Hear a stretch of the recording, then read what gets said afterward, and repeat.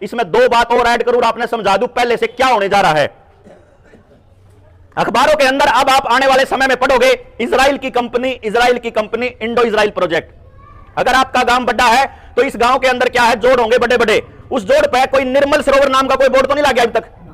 अगर नहीं लग गया है तो पूरे हरियाणा में कितने भी अगर निर्मल सरोवर नाम का बोर्ड लग गया है तो वो इंडो इजराइल प्रोजेक्ट के तहत लग गया है। इंडो इजराइल प्रोजेक्ट के तहत क्या होगा, सरकार ये कहती है कि गांव के लोगों की औकात नहीं अपना जोड़ संवारण की, ये इकट्ठे नहीं रहते, इसीलिए इनका जोड़ बेकार हो गया, तो अब कंपनी को देना पड़ेगा प्रोजेक्ट। अब वो कंपनी को प्रोजेक्ट सरपंच तो दे रहे नहीं,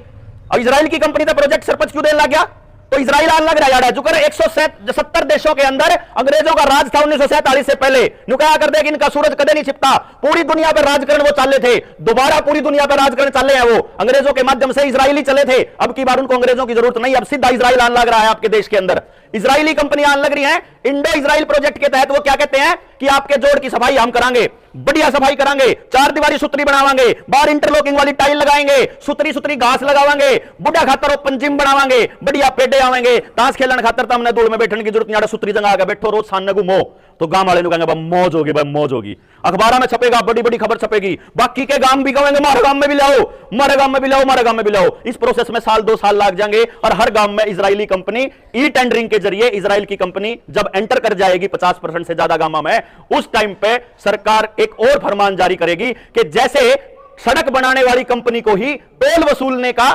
ठेका दे दिया जाता है कि अपना खर्चा पूरा करने के लिए टोल वसूल लो, कम पूरा प्रोजेक्ट तैयार है स्क्रिप्ट, और उसके बाद को कहेगी कि अच्छा कोई बात नहीं, आप यहां कमाई कर सकते हो, आप यहां मछली पालन कर सकते हो, झींगा पालन कर सकते हो। 4 साल पहले की स्कीम है दिल्ली के अंदर, बड़े होटल में, 5 स्टार होटल में, मैं क्यों मसूरी करूं होटल की,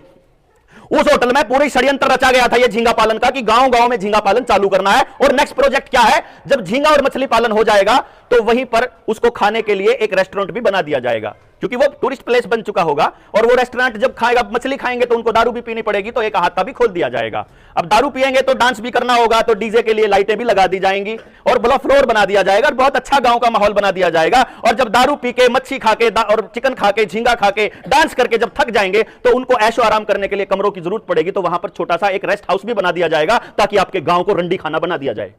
ये प्लानिंग चल रही है गेम की, पूरे गांव की कल्चर को न्यून पलटन का खेल चल रहा है। ये ई टेंडरिंग का मामला नहीं है, सरपंचा की कड़लान का मामला नहीं है, सरपंचा की पावर घटाने का मामला नहीं है, बाहर की कंपनियों को गांव की एक एक चीज देने का मामला है। जिस टाइम पे आप लोग और आपके बुढ़े वहां बॉर्डर के ऊपर 13 महीने बैठे थे 3 कृषि कानूनों को बचाने के लिए, वापस करवाने के लिए, उस टाइम पे पीछे तय सरपंचा की मदद से और स्कूल के मास्टर की मदद से आपके स्कूल की जमीन, आपकी शामलात की जमीन, आपके जोड़ की जमीन, आपकी बड़ी की जमीन और आपकी सड़क और आपकी पंचायत घर, जितने भी सचिवालय, जितनी सरकारी और पंचायती जमीन थी, सरकारी नहीं सॉरी सामूहिक और पंचायती जमीन थी, वह सरकार ने अपने नाम कर ली। यू लाल डोरा तोड़न का खेल इस पंचायती जमीन को और गांव की जमीन को अपने नामकरण का था। आने वाले टाइम में एक एक किसान को कर्जा मुक्त भी करना है, अपने बालका की पढ़ाई रोजगार का इंतजाम गांव में करना है, गांव का कल्चर भी बचाना है, जमीन के साथ जोड़कर सारी चीजें अपनी अगली पीढ़ी को गांव छोड़कर जाने से रोकना है। नहीं तो आपके बच्चे आपको खुद कहेंगे, जिस मिट्टी को आप मां कहा करते थे, वो बच्चे कहेंगे अगर 1 किला बेच के मैंने विदेश में भेज देना है, या पेंडा चटाना, अगर गांव बचाना है तो गांव में इकट्ठा होना ही पड़ेगा।